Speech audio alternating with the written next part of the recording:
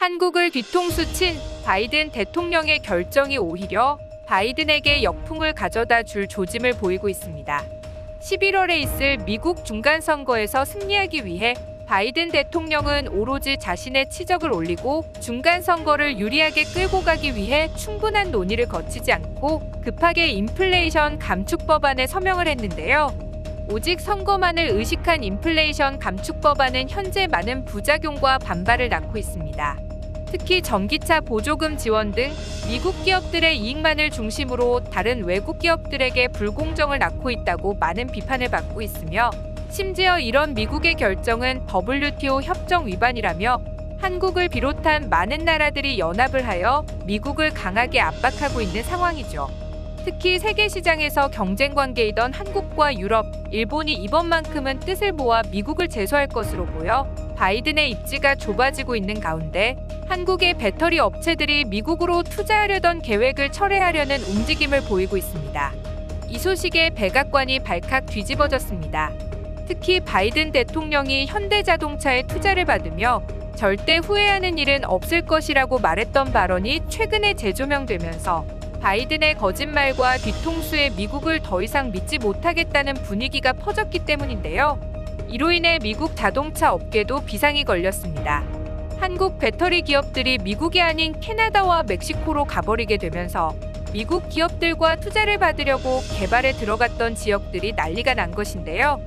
이번 시간에는 미국의 뒤통수를 맞은 한국 기업들이 미국 투자를 철회하려는 움직임을 보이자 비상이 걸린 바이든과 백악관의 상황에 대해 자세히 알아보겠습니다.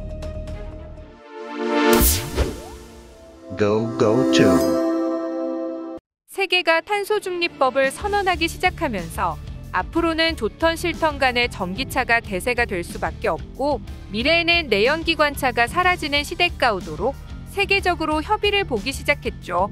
한국, 미국, 유럽, 일본 등 대부분 자동차 강국들은 전기차로 전환을 하기 시작했습니다. 그 중에서도 한국의 전기차의 행보는 매우 놀라웠는데요. 전기차에서는 후발주자였던 현대기아였지만 아이오닉5나 EV6 같은 본격적인 전기차를 출시하기 시작하면서 엄청난 히트를 치기 시작했습니다. 특히 미국에서의 행보는 정말로 놀라웠죠. 올해 상반기 기준 현대차 그룹은 올해 미국 전기차 시장에서 테슬라에 이어 점유율 2위를 차지하여 많은 자동차 업계 관계자들을 놀라게 했습니다.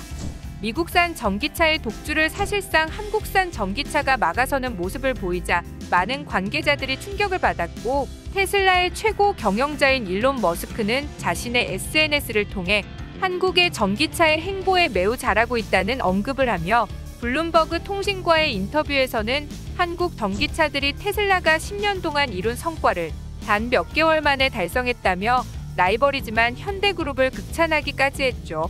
미국 자동차 전문 매체인 오토모티브 뉴스는 현대차가 테슬라의 전기차 주도권을 서서히 깎아내고 있다라고 평가하면서 이 추세가 유지된다면 올 연말 미국 전기차 시장에서 테슬라의 점유율은 40% 미만으로 떨어질 것이라는 예측을 내놓기도 했습니다.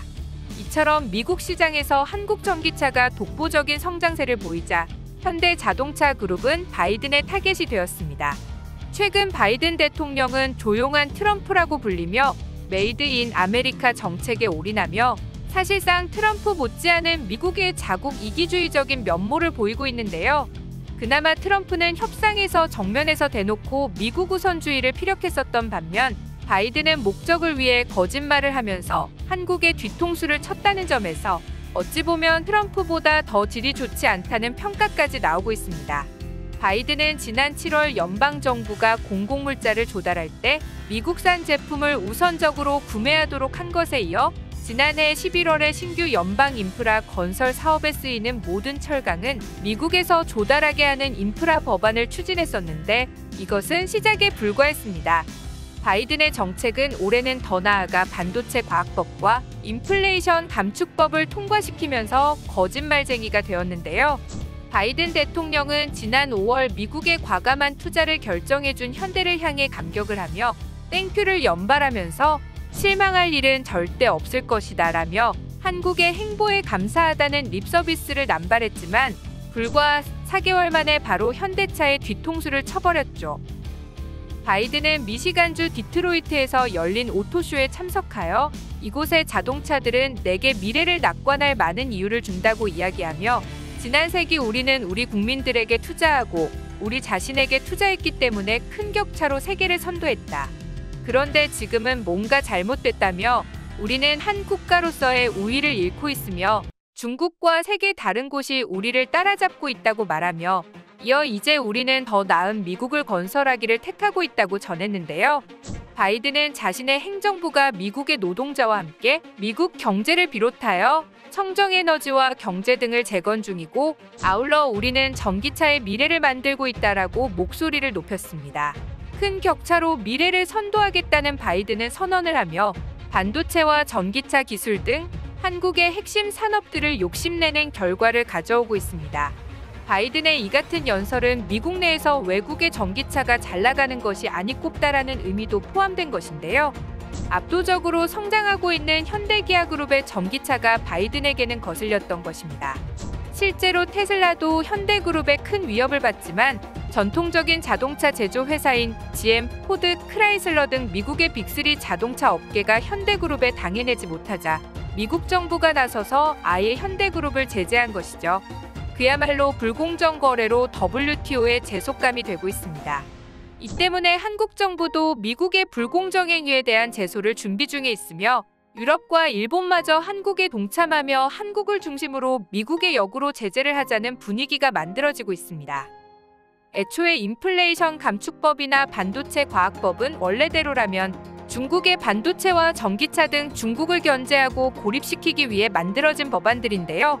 이것은 한국의 삼성이나 SK 같은 기업들이 앞으로 중국에 투자를 확대할 경우 미국에서 받았던 세대 혜택과 보조금을 토해내라는 압박을 가해 중국에 더 이상 투자의 규모를 늘리지 못하도록 강제하는 법이기도 하죠.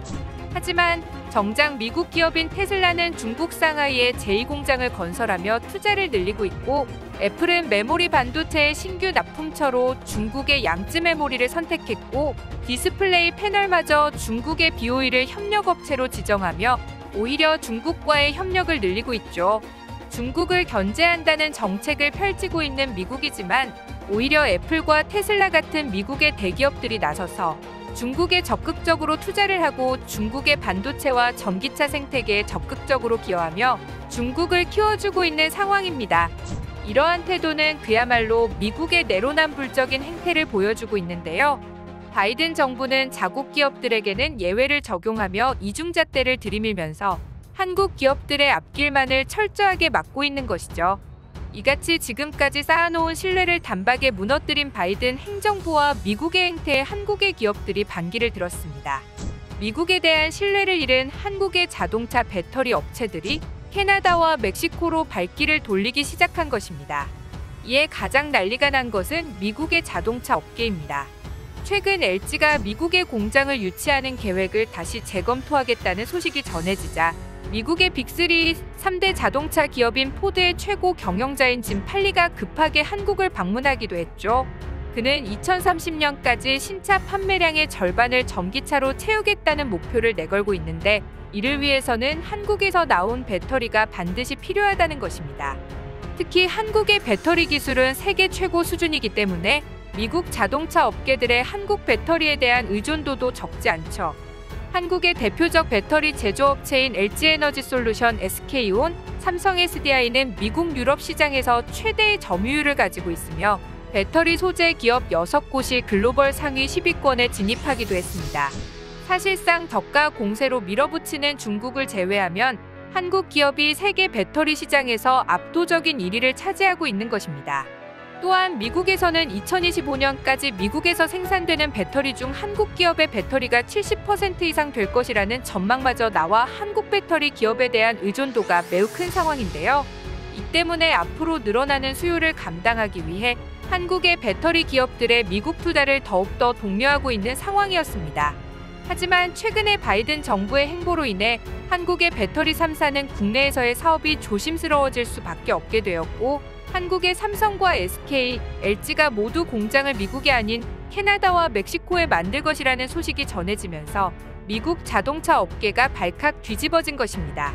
인플레이션 감축법의 실행으로 더 이상 중국 배터리 탑재가 불가능한 미국 자동차들은 한국 기업의 배터리가 없다면 전기차를 만들 수가 없는 것이 현실입니다. 물론 한국이 멕시코와 캐나다에 투자한 배터리를 사오면 되지만 미국에서 만들어진 게 아니기 때문에 수입을 하게 되면 어떤 형태로든 배터리의 가격이 올라 단가 싸움에 불리해질 수밖에 없는 구조가 되는 것이죠. 상황을 묘사하자면 배터리 기술 자체가 전무한 미국이 한국의 주력 사업마저 빼앗아 먹으려고 하다가 배탈이 난 것인데요. 미래 핵심 시장을 장악하겠다고 과할 정도로 욕심을 부리고 있는 것입니다. 미국은 한국에게 가장 중요한 경제적, 안보적인 동반자가 맞습니다. 하지만 이런 식으로 미국이 신뢰를 저버리고 한국 기업의 뒤통수를 때리는 것은 결과적으로도 미국에게 타격을 줄 수밖에 없는데요.